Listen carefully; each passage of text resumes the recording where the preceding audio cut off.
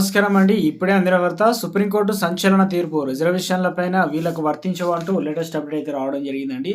So అందుకు సంబంధించి complete information అనేది ఈ వీడియోలో తెలుసుకుందాం. వీడియోని పూర్తిగా చూడండి, అర్థమవుతుంది. అలాగే మన ఛానల్ కనుక సబ్స్క్రైబ్ చేయకుండా చూస్తున్నట్లయితే వెంటనే మన ఛానల్ సబ్స్క్రైబ్ చేసుకోండి. ప్రభుత్వం నుంచి వచ్చే ప్రతి ఒక్క లేటెస్ట్ అప్డేట్ అందరికంటే ముందుగానే అందించడం జరుగుతుంది. లైక్ చేయడం మర్చిపోతున్నారండి.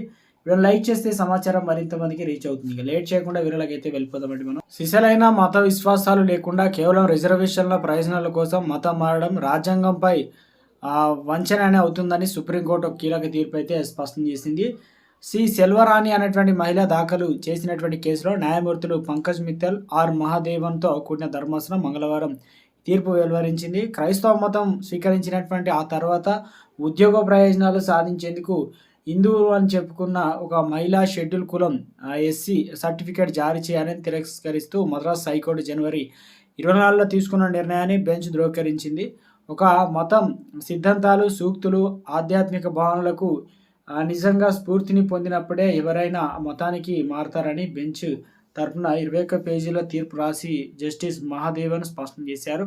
అయితే వేరే మతంలో వాస్తవంగా విశ్వాసం లేకుండా రిజర్వేషన్లు ప్రయోజనాలు పొందడమే మత మార్పు ధ్యేయం అయితే ఆ మత మార్పు అనుమతించజాలము. అటువంటి స్వార్థ దృష్టితో ప్రజలకు మత రిజర్వేషన్లు ప్రయోజనాలు కల్పించడం రిజర్వేషన్ల విధానాలు సామాజిక నీతికి విరుద్ధం అవుతుందని చెప్పేసి ఆయన పేర్కొన్నారు. వాది క్రైస్తవాన్ని పాటిస్తున్న క్రమం తప్పకుండా చర్చికి హాజరవుతూ ఆ మతాన్ని ఆచరిస్తుందని బెంచ్ ముందు సమర్పించిన సాక్ష్యాధారాలు స్పష్టం చేస్తున్నాయి. అలా చేస్తున్నప్పటికీ ఆమె హిందువునని చెప్పుకుంటూ ఉద్యోగ ప్రయోజనం కోసం ఎస్సీ కులం సర్టిఫికేట్ కోరుతుందని బెంచ్ పేర్కొంది.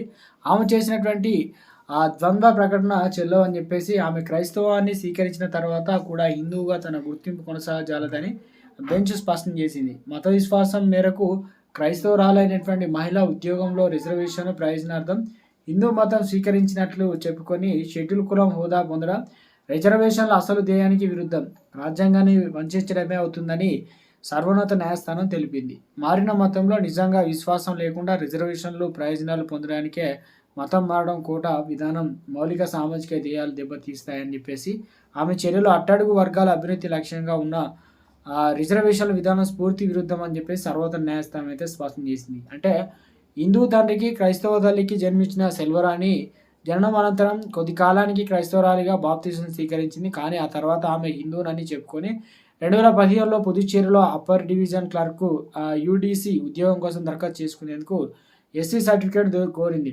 అయితే ఆమె తండ్రి షెడ్యూల్ కులాల కింద వర్గీకరించి వల్లువాన్ కులానికి చెందగా ఆయన క్రైస్తవానికి మారినట్లు డాక్యుమెంటరీ ఆధారాలు కూడా ధృవీకరించాయి. వాది క్రమం తప్పకుండా చర్చికి హాజరవుతుండడం దృష్ట్యా క్రైస్తవాన్ని అనుసరిస్తున్నటువంటి ఉందని, ఆమె హిందువునని చెప్పుకోవడం చెల్లదని కోర్టు తీర్పు పేర్కొంది.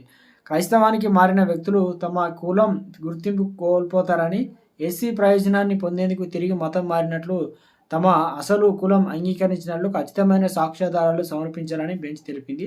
వాది తిరిగి హిందూ మతంలో స్వీకరించినట్లు కానీ వల్లువాన్ కులంలో అంగీకరించిన కానీ చెప్పుకోదగిన సాక్ష్యాధారాలు లేవని తీర్పు అయితే పేర్కొంది. ఆమె వాదనలు బహిరంగ ప్రకటనలు వేడుకలు లేవని, ఆమె ప్రకటనలు నిరూపించేందుకు విశ్వాసమైన ప్రయత్నాలు పత్రాలు కూడా లేవని తీర్పు అయితే పేర్కొంది.